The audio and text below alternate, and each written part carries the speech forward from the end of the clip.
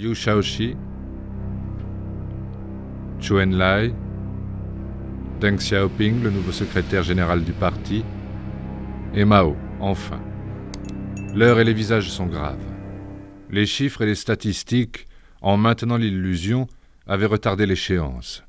Mais la réalité est pire qu'on ne pouvait l'imaginer. Et Mao forcé de reconnaître que l'acier des forges et des hauts fourneaux improvisés dans les campagnes est inutilisable, bon à jeter. La production industrielle complètement désorganisée est en chute libre. Les récoltes abandonnées par les paysans trop épuisés pourrissent. La pénurie alimentaire encore accrue par des conditions climatiques désastreuses et dramatiques. La famine a déjà fait 13 millions de morts. Des sources occidentales parleront de 30 millions de victimes. Mao doit faire son autocritique, mais elle est réservée aux membres du comité central et restera longtemps secrète. Mis à l'écart, Mao le rebelle ne peut se contenter d'un rôle symbolique. Et pour reprendre le pouvoir, il va maintenant s'appuyer comme d'habitude sur une masse de manœuvres populaires. Après les paysans et les intellectuels, cette fois ce sera la jeunesse. Tout commence dans les universités et par des affiches, les Dazibao, contre la politique élitiste, l'académisme, les passe-droits, les nouveaux mandarins et la science étrangère. Puis c'est le petit livre rouge de Mao, diffusé par l'armée pour répondre au livre de Liu Shaoqi, que diffuse avec succès l'appareil du parti. La pensée de Mao Tse-tung enflamme les écoles et les universités. Il suffit de souffler sur les braises pour que la révolution culturelle déborde du cadre universitaire et vise maintenant le grand ennemi de Mao, l'appareil du parti. Feu sur le quartier général.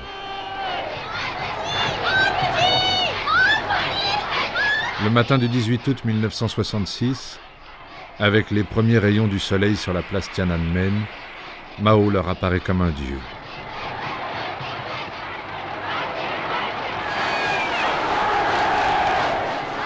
L'Orient est rouge.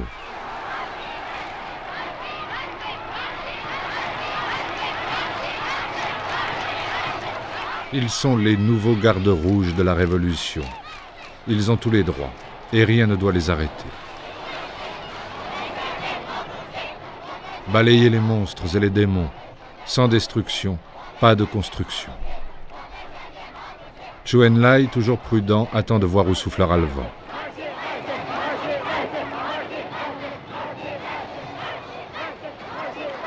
Avec Mao, c'est Lin Piao, à la tête de l'armée, qui est son principal soutien contre le parti. Jiang Qing, la femme de Mao, vient à peine de sortir de l'ombre. Liu Shaoqi est maintenant, avec Deng Xiaoping, la principale cible de Mao. Chiens enragés qu'il faut battre à mort.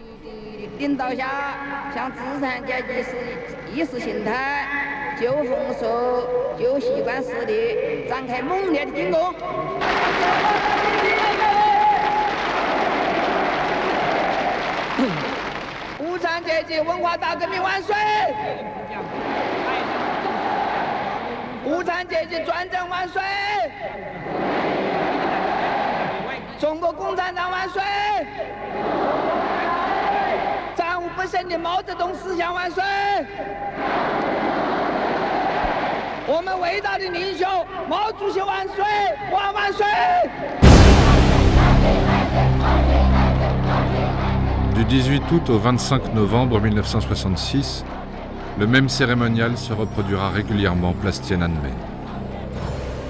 Une grande hystérie organisée.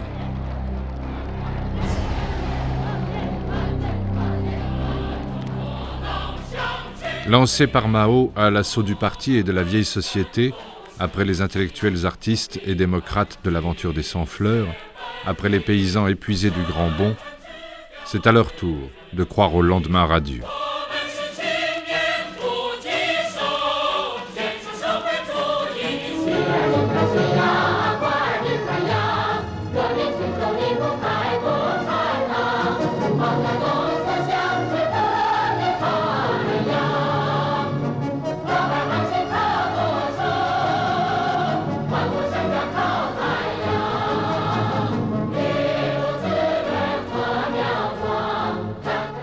Ils sont des millions de gardes rouges à travers les provinces et mimant pour leur éducation ce que fut la longue marche.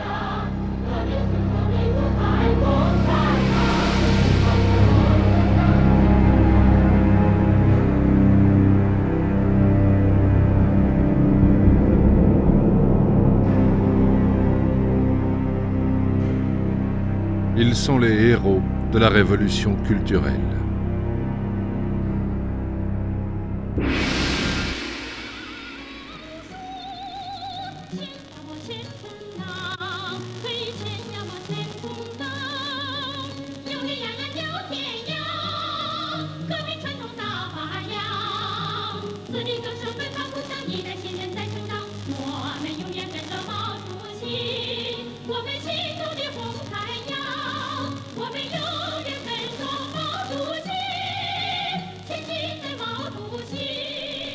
Il faut mettre le vieux monde à l'envers.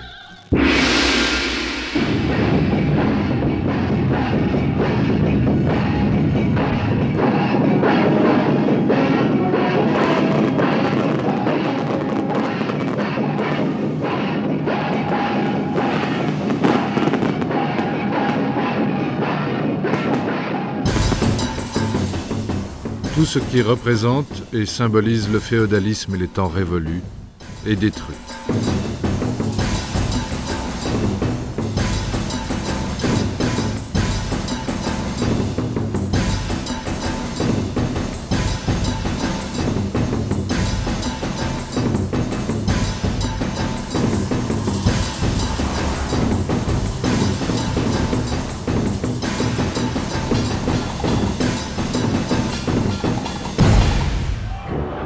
Livrés à eux-mêmes et divisés en factions rivales, les gardes rouges se battent entre eux. La terreur et l'anarchie sont partout. C'est un feu que rien n'arrête plus. Les enfants dénoncent les parents.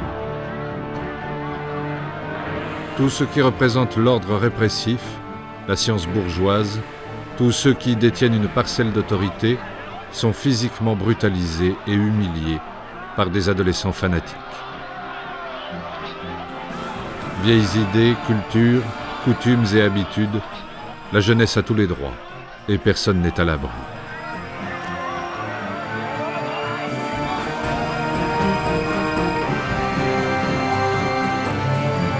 En fait, le cœur de la cible, clairement désigné aux gardes rouges, c'est Liu Shaoqi.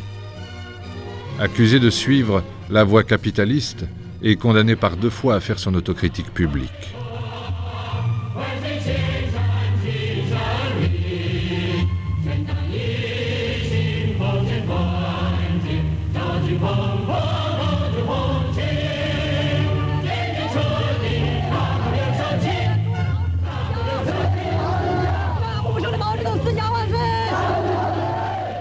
D'abord rétrogradé du 2e au 8e rang dans la hiérarchie du parti, Liu Shaoqi sera ensuite expulsé du parti, chassé de la présidence de la République et jeté en prison, comme sa femme.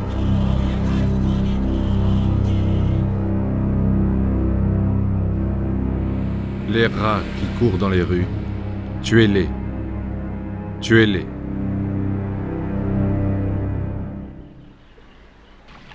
Comme un poisson dans l'eau.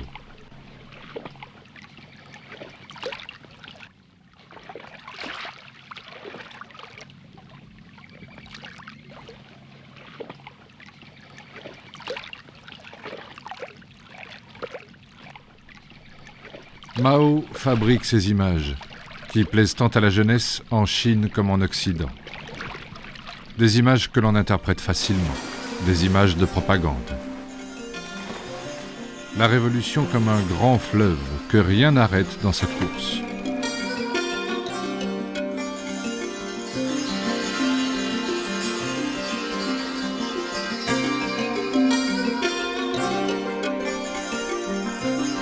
Mais les images cachent la réalité.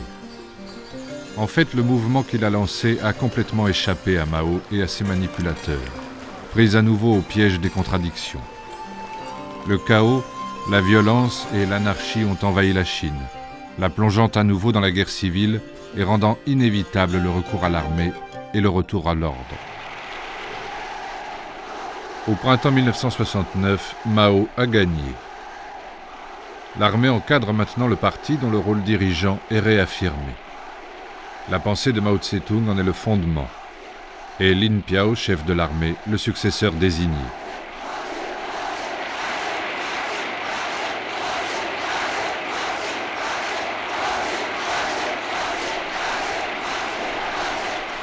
La révolution culturelle est finie. Les gardes rouges renvoyés à la campagne ou à l'école.